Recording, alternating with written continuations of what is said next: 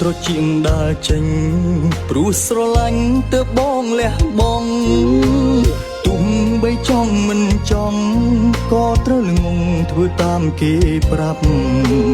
មាត់សំឡុតដាក់អូនតែក្នុងបេះដូងសែនឈឺចាប់មិនចង់ឲ្យអូនស្ដាប់ឬបងយំទេ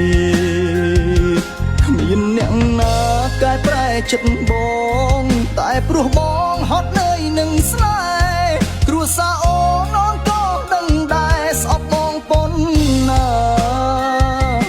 គាត់ហាមឃាត់មិនឲ្យជួបគ្នាគាត់ជាដៀលបងមនុស្សបាតសាចង់ប្រាប់សងសាបងក៏អន់ចិត្ត